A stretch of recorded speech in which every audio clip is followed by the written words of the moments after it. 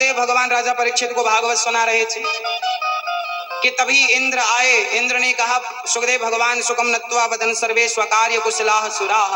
हे प्रभु आपको प्रणाम। ये तो बताइए, ये जो कच्छा रूपी अमृत आप परीक्षित को पिला रहे हैं, ये हमें पिला दो और स्वर्ग का अमृत आप राजा परीक्षित को पिला देना। सुखदेव जी बोले ना, क्वा सुधा क्वा सकते।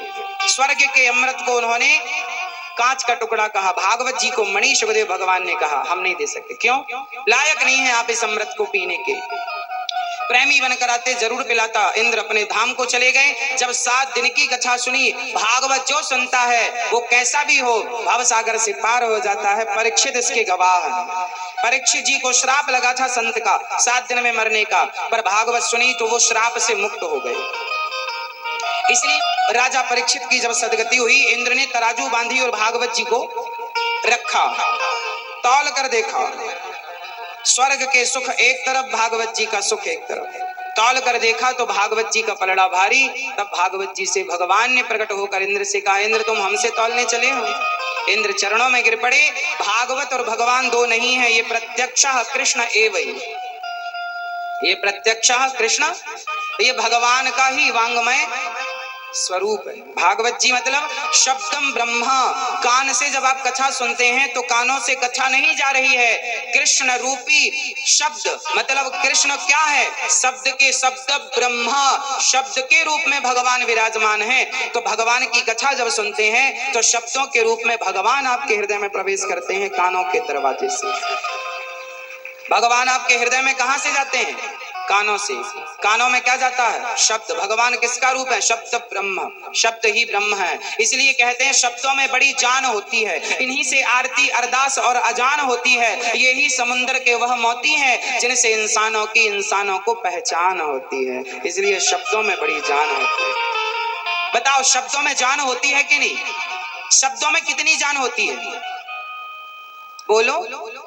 शब्दों में इतनी जान होती है कि गोली से मारने वाला शायद बच जाए, पर बोली से मारने वाला यदि आप गोली मार दोगे तो शायद बच जाएगा, पर बोली से मार देंगे तो नहीं बचेगा। हाँ या ना? भर जाते हैं वो घाव जो बनते हैं गोली से, पर वो घाव नहीं भरते जो बनते हैं कड़वी।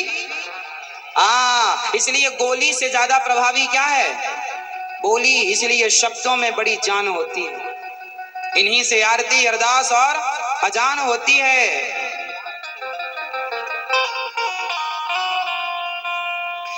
इन्हीं से आरती अरदास और अजान होती है। इसलिए शब्दों को संभाल कर बोला करो। शब्द है आपके पास, वाणी है आपके पास, इसका मतलब ये नहीं कि आप कुछ भी बक देंगे, कुछ भी बोल देंगे। इसलिए बोलने के पहले तौल कर देखो कि आपके शब्दों में वजन कितना है।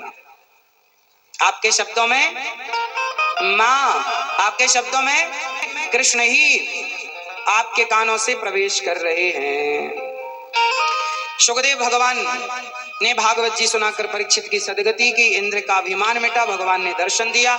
एक बार नारद जी ने भी भागवत श्रवण करने का मन बनाया। एक बार नारद जी सारे तीर्थों का भ्रमण करने निकले, पर शांति नहीं मिली। अच्छा, आप लोगों के घर में शांति आंती है कि नहीं है? किस किस के घर में शांति नहीं है? हाँ? किस किस के घर में शांति है? उठाओ हाथ। जिस जिसके घर में शांति है वो हाथ उठाएंगे, और जिनके घर में नहीं है, आपके घर में नहीं है शांति,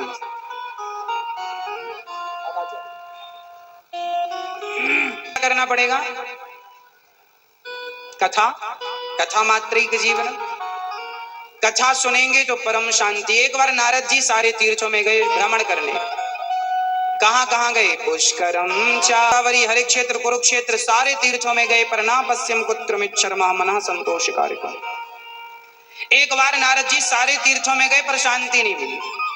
क्यों नहीं मिली? क्योंकि सत्यम नास्ति तपः सत्यम नास्ति। इस कलयुग में सत्य का मानो नाश हो गया, सत्य है ही नहीं। सत्य का आप में से कितने लोग सत्य बोलते हैं?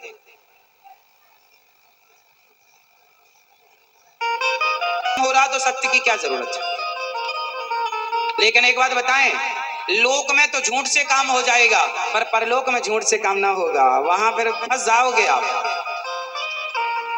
यहां तो ठीक है निकल गए, वहां फंसोगे। इसलिए झूठ बोलना पाप है। नदी किनारे काली जी आएंगी और गला काट कर, ऐसा बचपन में बोला करते थे, है ना? अब इसमें आ रही है। तो झूठ बोलना पाप है। आप फिर भी बोले जा रहे हैं, आपको झूठ पर ज्यादा भरोसा है। बोलो राम जी, बोलो बोलो। अभी मजा आ रहा है झूठ बोलकर, मजा के बाद फिर क्या मिलती है? हाँ, तैयार रहना। ये वाला क्या मिलती है?